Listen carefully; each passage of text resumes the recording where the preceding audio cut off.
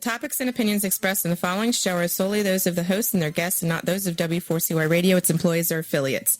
We make no recommendations or endorsements for radio show programs, services, or products mentioned on air or on our web. No liability, explicit or implied, shall be extended to W4CY Radio, its employees, or affiliates. Any questions or comments should be directed to those show hosts. Thank you for choosing W4CY Radio. Are you a songwriter?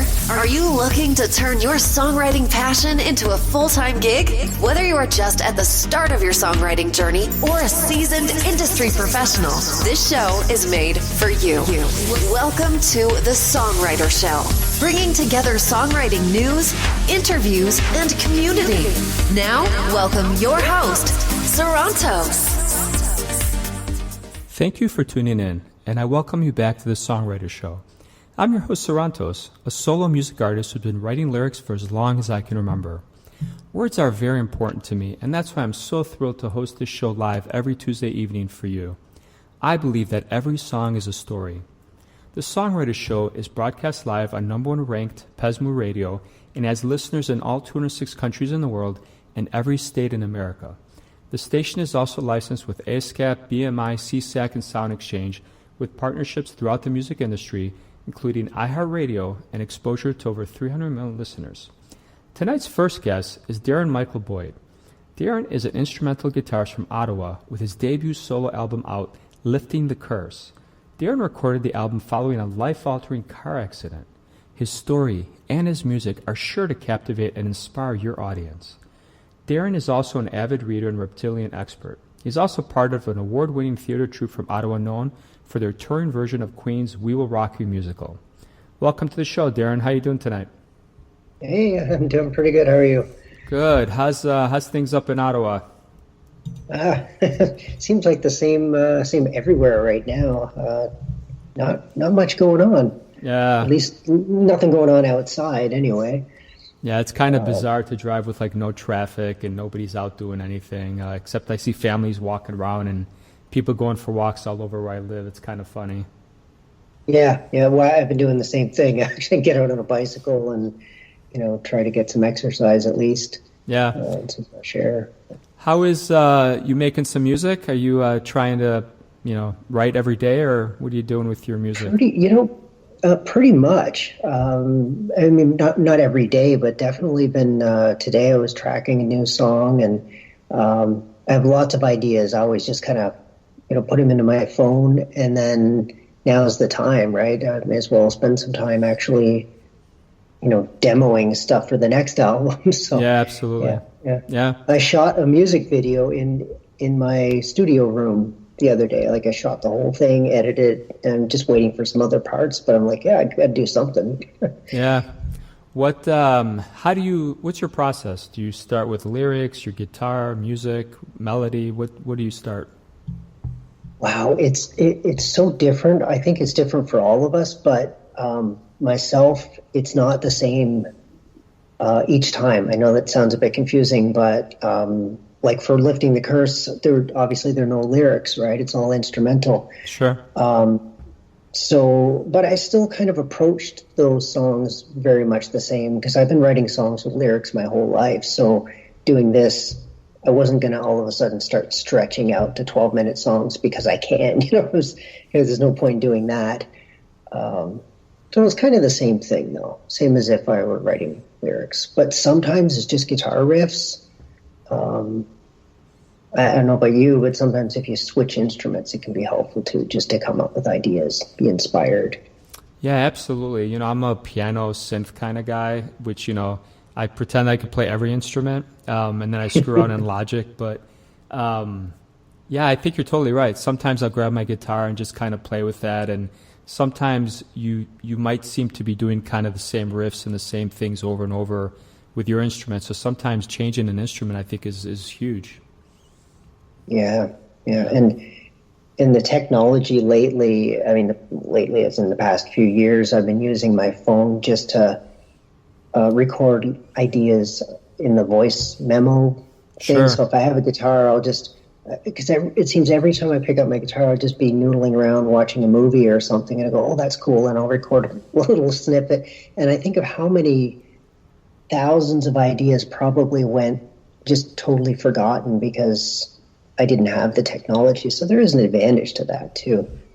Absolutely. I'm trying to remember when, maybe 5 years ago, I lost track, but I used to write everything on paper because I was writing lyrics since I was in fourth grade, and I finally digitized everything. I slowly converted to, but I had a bunch of old stuff, and I finally dictated it and just digitized it, and now I can't live without it. I have like lyric ideas in my notes section and everywhere. It's Me crazy. Too. Yeah. Yeah, I do the same thing, and that's how I come up with. I was looking yesterday because of the song that I was working on today. I was like, I want to save it, but I need a title, at least a working title. So I started scrolling through my notes to see if I had one that fit the feel of it, because I tend to write little, ideas down like that. Sure. And then I started finding all these lyrics, and I'm like, oh man, I got to start working on some, completing some of these songs with lyrics too. Yeah, absolutely. What was the first tune you ever learned? Like how to play guitar. Is there a certain tune that you first learned? Well, like most people, probably Smoke on the Water, and definitely wrong. Yeah. I was playing it wrong, but you can play that even if you're on the wrong string and the wrong whatever. You can still play the notes and make the melody recognizable, so anybody in the world knows what you're playing. So that's pretty cool for a 7-year-old kid to be playing that on one string and go, yeah, I know what that is. So yeah. So we got our first question of the night. Mary wants to know if it's cold in Canada right now or what the weather is. It was really sunny today. I don't know what the temperature would be in Fahrenheit, but it's above zero. It was actually like you could go out wearing a long sleeve shirt or something. So it's not that cold. It's not Arizona, unfortunately, but yeah. What are typical mistakes that you make in your songwriting process that you wish you didn't? Well, I'm getting better at this one, and I saw an interview with Michael Jackson a long time ago, and there was a question asked. The interviewer asked him, like, what mistakes do songwriters make? And he said, just get out of the way of the song. And at the time, I kind of thought I understood it, but didn't really. And then now I get it. It's like when the song wants to go somewhere, don't try to restructure it and say, no, this is, confining it. Just kind of let it try everything. And then, of course, trim the parts that you don't need, and don't be afraid to edit, mercilessly. Yeah. But, no, I think that's great advice. I think, I tended to overthink songs in the beginning. I mean, even when I was making music videos, I think my first music video, I sat there, I timed it out, and it was something crazy, like 200 hours that I was editing it. So I've since learned to like let go a little bit and to not be such a perfectionist, because you can talk yourself into almost anything, and sometimes you just gotta go with the vibe and the feel. I think Michael was right. And isn't that the word we all use, perfectionism? Yeah. And perfect in art is kind of boring, actually. You don't really want perfect, you want human and relatability, and I think it's more authenticity and being done, having the song or the video or whatever finished. That's the real important part. Yeah, no, I agree with you. And I think I've been doing this 7 years, and I've learned a lot compared to when I first started or even a year ago. But now it's kind of, I don't know about you, but I review like every song, and I'll have a slow song and people are like, oh, this is too slow. So you're never going to make everybody happy. But I think you can take constructive criticism from everybody and try to just keep getting better every day. But at the end of the day, at some point, you just got to release it into the world. Yeah, and it's true. You figure you're right. You can't make everybody happy. I mean, think of people like, I don't know, like Prince or Freddie Mercury or these guys who are, once in a lifetime artists, and yet there are people who absolutely hate what they do. So Yeah. if you can't possibly make everybody happy, and that's not what it's about anyway. You just do what you're inspired to do, I would say. Yeah. Who are your role models musically? Anybody you pattern yourself after or try to be like? I don't think really role models, more inspiration. I mean, guys like what I just mentioned, like Prince and Freddie Mercury or Brian May, and any of those guys. But I don't really try. I mean, even if listening to the music, you could tell that I don't sound like them. I don't look like them. There's nobody really that I think I try to pattern myself after. But I'm inspired by everybody. Yeah. There's so many amazing songwriters out there, musicians that. How do you balance music with your other obligations, whether they're work, children, marriage? Well, that's a good question. I'm pretty lucky. I've always prioritized. I don't know, maybe lucky isn't the word, but I've always prioritized it, and nothing that I do in my life really feels like work. I mean, there are those days, trust me, everybody has those days, but the jobs that I do, I have my own business, which is really a labor of love anyway, and I work in a library, which I absolutely love. So everything that I do is something that I look forward to doing, and I think that keeps me inspired, because I can work on music for 2 hours, and then I've got something else I'm excited about doing. So it's kind of that balance.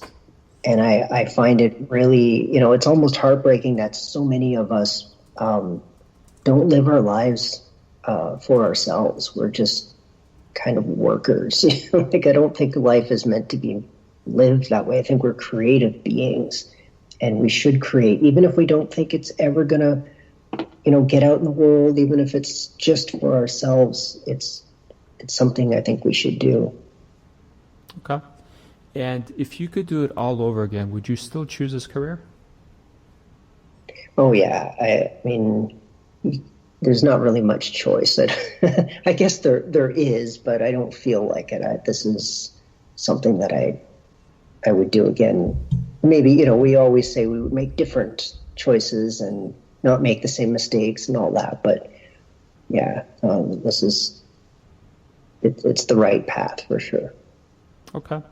And when you look at your typical week, tell us what that's like. I don't. How long have we been in this now? I don't remember what the typical week is like anymore. Yeah, this is the honeymoon phase too. It's going to get even crazier. That's a good question. I think, kind of like I said, I work at a library, so it's more or less part-time, so I'm not there all the time. I have a reptile business, so I do lots of animal work, whether I want to or not. I have animals that need care. And then I would do reptile shows for birthday parties in schools and travel around doing that. Sometimes I have a few gigs scattered depending on what project I'm working with. And in between all that, trying to write songs and record and tackle whatever else I can. Yeah, okay.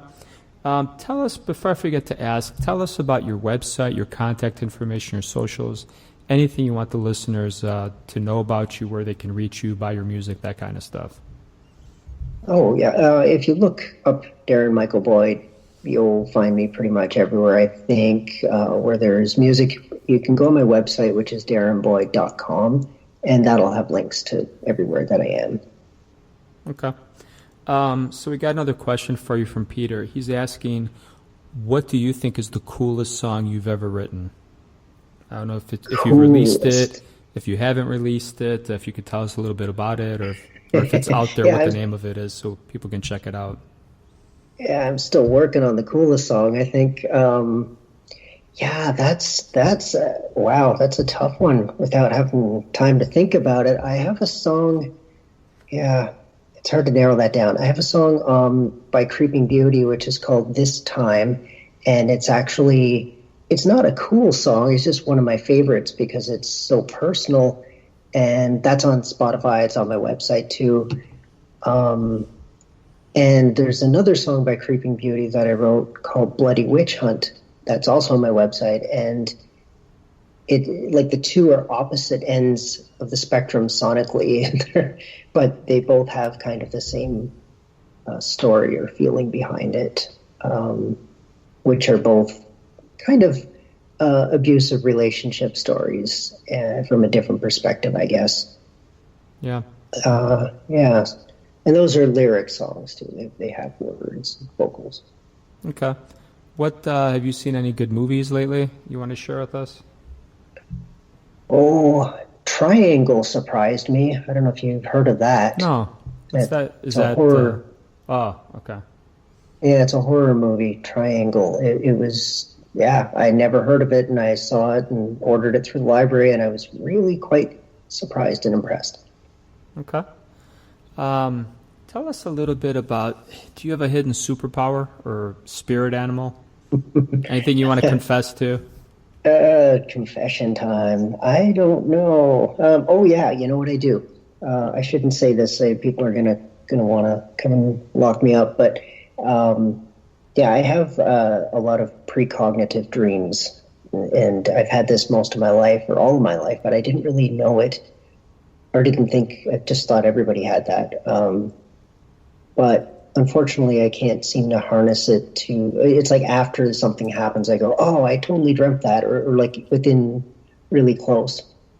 And the other one is I have perfect taste recall. I thought everybody had this, but apparently they don't. Where I can think of something that my dad used to make, 30 years ago or something when I was a kid, and I haven't had it since, but I can think of it, and it's like I'm eating it right now. I can still taste it. So I know that's weird, but I thought everybody could do that. Yeah. Apparently not. Okay. You have a favorite 90s jam? 90s? Oh. Or if there's another decade you prefer? 80s? What's your favorite decade? Oh, geez, I don't know. All decades have something great. I think the 90s, I was especially into Rob Zombie and Marilyn Manson. And I also liked the Motley Crue album that came out with John Corabi, just the one album with him. It was kind of ahead of its time. It wasn't really accepted very much at the time, but now people are going back going, wow, this is a masterpiece. So that was pretty cool. Okay. Tell us about this song we're going to hear in a couple of minutes here. What inspired it? What do you want us to know about it when we're listening to it? Oh, The Earth is B flat. The title was basically just me thinking I was funny. The inspiration was kind of, I was watching a lot of X-Files at the time, and if you watch the music video for this, you can kind of see that. You can see why that it went that direction. But it has kind of a spacey feel. There's some kind of whole tone scale guitar stuff going on there. The riff behind it, the kind of driving riff, this is kind of a funny story, is that my cat gets up when she's not getting enough attention and she bites the strings of my guitar while I'm playing. And so I started playing that riff kind of like a teasing thing, and I went, hey, that's kind of cool. And then out comes the iPhone, and I, record the riff, and then that's how the song was born, actually, because of my cat being annoying. Oh, that's funny. Okay. When you put this song out into the world, what was the best thing you hoped to accomplish with it? I really wasn't sure, because I think what I would love, and I still haven't accomplished it, but I think with this whole album, but that song too, is I could hear this stuff in soundtracks, movies, and that I kind of feel like there's a lot of potential for that. But again, that's just what I hear. I don't know. I'm not the expert on it, but that's kind of what I've always hoped. Yeah, okay. All right, Darren, I'll tell you what. Before we hear your song here in about 30 seconds, give us your contact information again so the fans can check out your stuff later tonight and throughout the next week. Sure. Well, you can find me on YouTube or Instagram, Darren Michael Boyd, also on Facebook, and my website is darrenboyd.com. Okay, perfect. All right, Darren, my friend, it was great having you on the show, and we're going to hear your song right now. Here we go. Awesome. Thank you. You're welcome.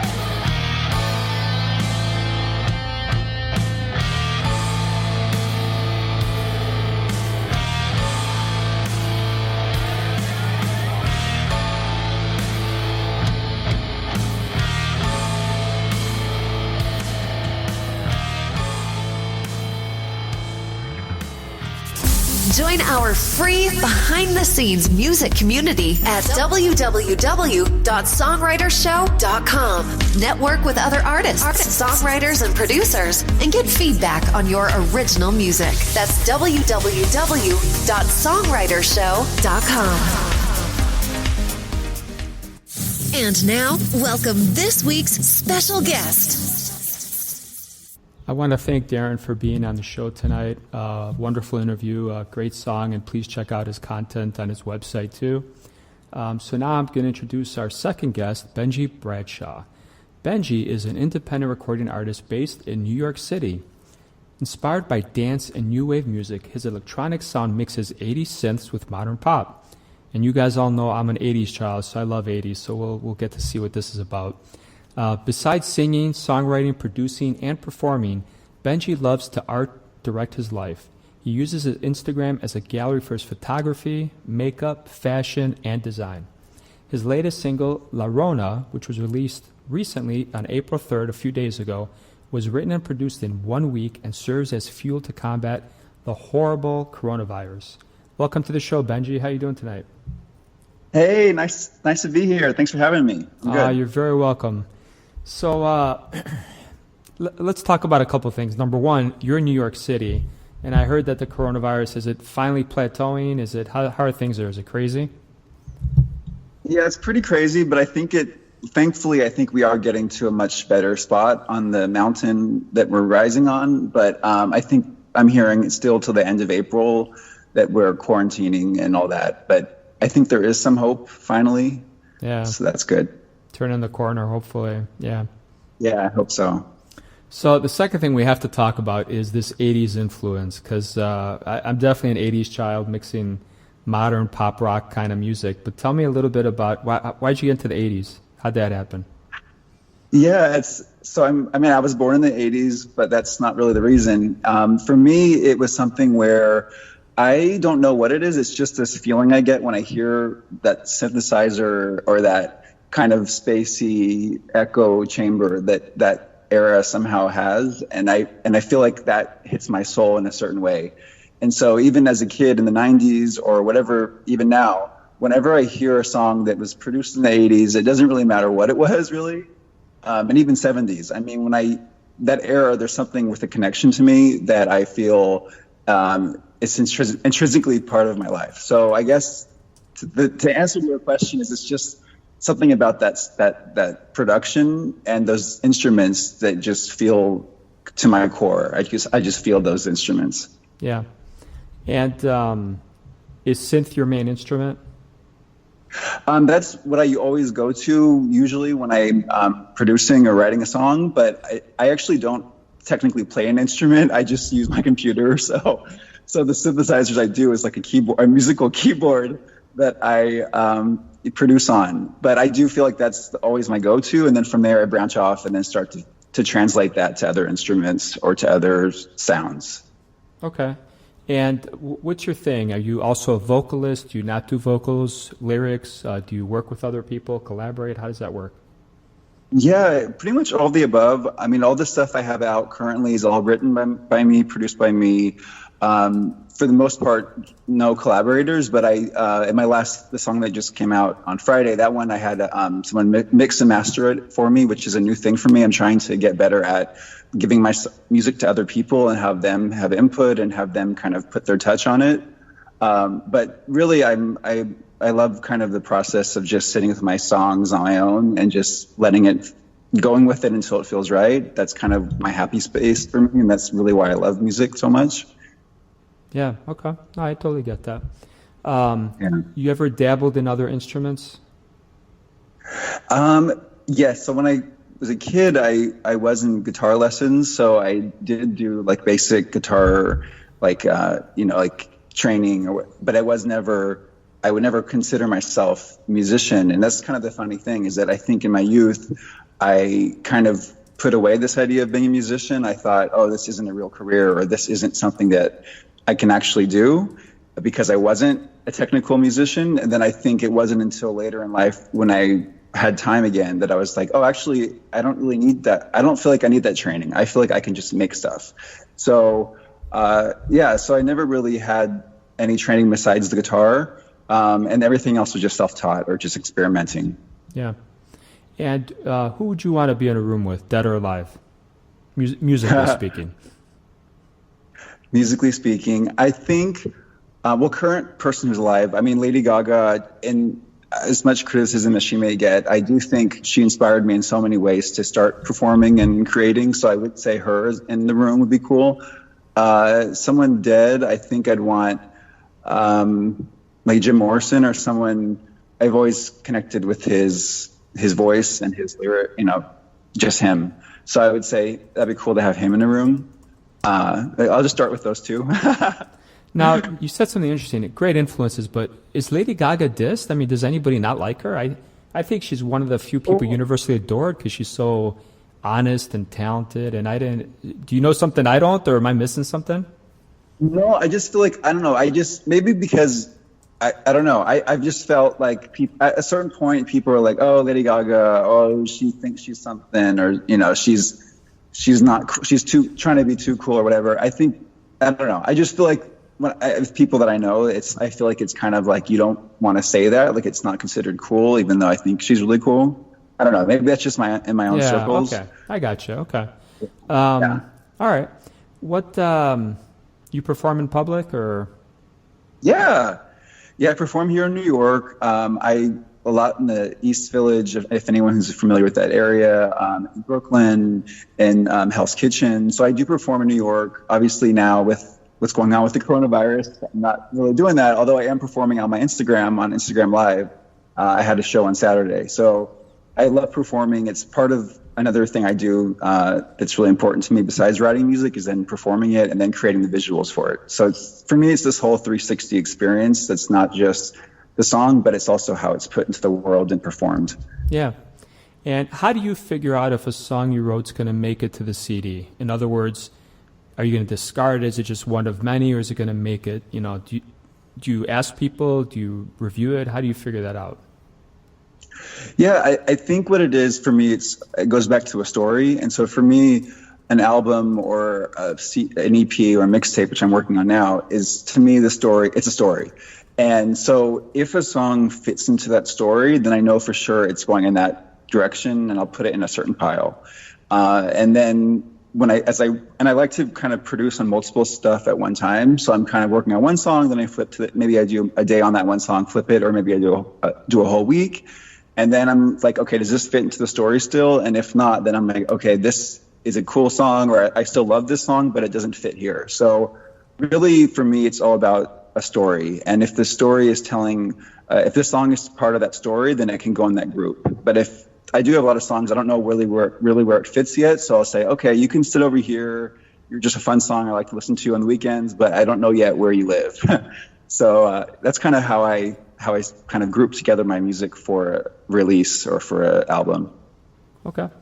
And then do you think connections are important in the music industry? Yes, I think so. I think it's important, especially, I mean, I'm independent and I'm pretty fairly new at this. So I think having people that have done, have put, like you, people that have put stuff out, people who have had a lot of listeners, that's important to me, is how do these people gain an audience or gain people who really love their music. So I do think to have those kind of contacts that you can talk to, or that you can just even on Instagram, just like comment on or have a little exchange, it does make you feel like you're part of something bigger than yourself, and that you're not alone in this big world of music that can be sometimes scary. I think, at least to me, it can be. And so to have that connection and that network of any kind of musician, it doesn't have to be your genre, but it could be maybe someone who plays guitar, or like Darren, who was here before earlier, somebody who knows music and has that training. It's just cool to have friends and kind of collaborate, to play a song on, or just to kind of have that connection to feel together. Yeah. Okay. How do you get people to take you seriously as a musician, as a performer, entertainer? Yeah, I think for me, it's about, like I think you were saying earlier, about your soul and your heart. And it's when you see a performer who you could tell that they're living their fantasy or they're living their dream, I think that's that point where somebody says, oh, this guy's pretty cool, or this girl's pretty cool. And so I think for me, it's about authenticity. I can't say that word, being authentic, and just showing people like who you are. And that's the best you can do. I mean, if someone sees that and says, oh, I want to be his friend, or I want to get to know this person better, then I think that means that you're showing who you are. And it's hard for me to always take off those covers, because I like to dress up and I like to perform and put on this show. But at the same time, I don't want to put on so many layers that someone can't see the heart underneath it all. So I think it's about just really being yourself and have no fear to be yourself, because you must go out and create, and who cares if someone doesn't like what you're doing. Yeah. The one thing I'm going to ask you, I try to ask almost every guest this, because I think it's important as indie artists to stick together. But tell us about any scams you've fallen for that you want to warn us about and all the listeners, or just something, that you think is out there that you might not have fallen for that we should know about. Yeah, I mean, I think for any of your listeners who are on Instagram, I have seen some people kind of DM me, actually a lot of people, who say they can help promote you, but they're either far away from where you live, or they don't have much credibility on their profile. So I would just say I always look at, if someone's reaching out to you that you don't know who they are, I always say investigate further, make sure that they are who they say they are, but also don't put any money down until you know what's going on. Because I think sometimes there's these scam artists saying they can help promote your music in some faraway place. And luckily I have never lost money that way, but I have been propositioned to put down money for this kind of promotions where I don't know where it's being promoted at. Yeah, it's. I think it's just sad that as we get more experience in this industry, you kind of realize. But the old adage, if it's too good to be true, it is. It's just sad because I've fallen for stuff too, where people are like, "Hey, it's $10 or $100," and you're thinking, "Oh wow, for $20 or that you're gonna get this huge exposure on Spotify or on just some." It just sounds too good to be true, and really, it's not just the people asking for big bucks. I think sometimes even the people asking for little amounts, they just sucker a bunch of us, and it's just terrible that people take advantage of artists. It's horrible. Yeah. It's not right. Yeah, it's not. And I wish there was some kind of, the internet's great, the indie movement is great, but in the same token, there's a bunch of piranhas out there, and it's just tough. Mm-hmm. Yeah, I think, and like that's just one example, but they can come in many forms, and we just have to be really vigilant. And that as artists, people want to take advantage of us. I mean, it's just when someone sees talent or sees creativity, it's like an easy in for them to say, how can I manipulate this person, or how can I get something out of them? So just be careful for everyone. Yeah. What's the strangest compliment you've ever gotten for your lyrics or music? Well, actually, I got one yesterday where on my new song, someone said that the vocal sounded like a mix of Cher and David Bowie.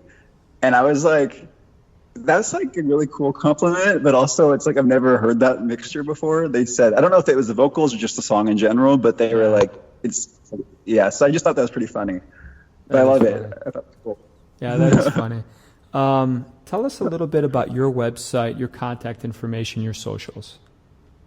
Sure, yeah. So you can find me on Benjy Bradshaw. I'm on Instagram, Facebook, Twitter. I actually just got a Spotify account, so you can now search me there. But you really just like Google Benjy Bradshaw and you'll find all my pages. But Instagram really is my hub where I have all my art and photography. So I would say go there first if you have an Instagram. Okay. And tell us a little bit about this song. What inspired it? Yeah. What do you want us to take from it? Well, I kind of took inspiration from you actually, how you put out so many songs in a week or less. So I just, as we all are in the world, feeling this pain and this heavy weight of this coronavirus. And I had not released a song in a long time. And I just, for some reason, it just came to me one night where I was having that shaky feeling some of us get when we need to write and create, where I was like, I need to just finish this now. So I opened my computer, put on Logic Pro, and just started first with the keyboard, just doing synthesizers as a way to just figure out what's happening in the world and kind of channeling so much pain and frustration. And as I'm sure we're all feeling is this sense of uncertainty, this sense of fear. And so I wanted to create the opposite. I wanted to create a song that took the power back and that let us kind of give us fuel, which I like to say is the song gives us fuel to fight forward and to say, you know what, there is this horrible thing. What can I do to make sure I don't infect others, but also that I am safe and that I'm going to be okay? And, mental health is very important. So this song is about taking control of ourselves so we're in a place to fight. And I wanted to say one more thing, which is that I wrote this before something really tragic happened, which was a really close friend of mine I found out last week passed away due to the virus. And she was an amazing woman. Yeah, only Sorry 50 years old. 15? Oh, thank you. 50. Oh, 50. I thought you said 15. I was like, oh my God. No. Yeah, but I mean, just so talented. And so now the song has a new meaning for me, but I feel like it's still a sense of empowerment because I feel like she would have loved to have heard this song. And I think it's just to give us that strength we need and out of that happy place, which in a land of darkness. Yeah, no, I think that's great. Okay. I think, you know what? That's enough time for us. We're going to hear your song right now. And I want to thank you so much for being on the show tonight, Benjy. Okay. Thank you so much. No problem. All right. So here we go.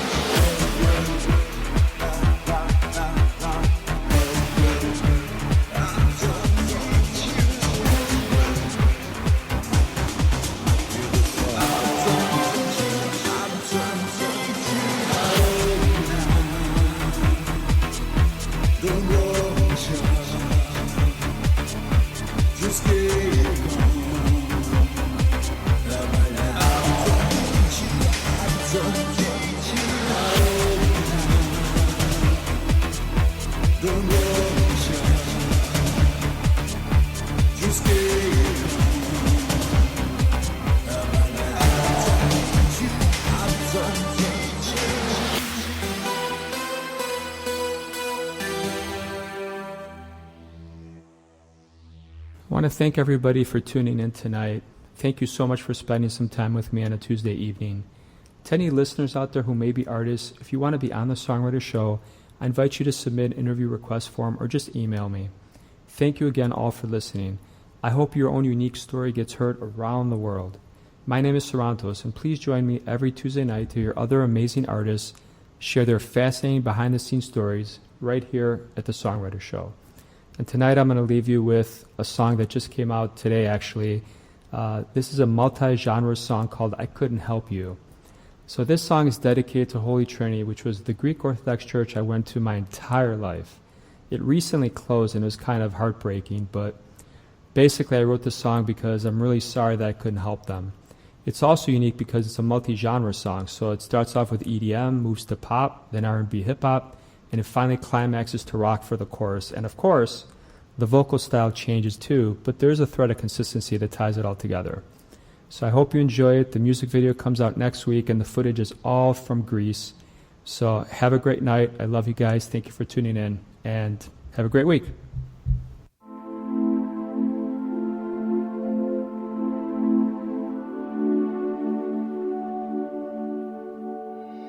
I grew up in your arms. You kept me from harm. As the years went by, you stayed by my side. Don't say it's goodbye. I can't believe you're going away. No, you don't want to, no, no. I can't believe you're going away. No, you'd rather stay. No, no, no. I feel sad, feel so bad. I couldn't help you after all you did for me. Things got too difficult for you.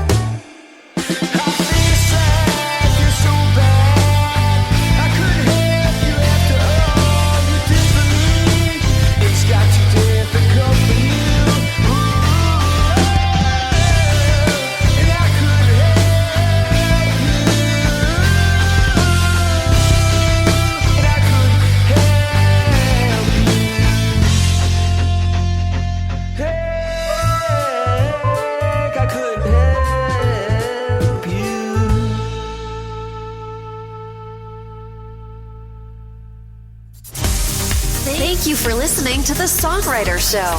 To keep the momentum going, head over to www.songwritershow.com and join our free music community of artists, songwriters, and producers. That's www.songwritershow.com.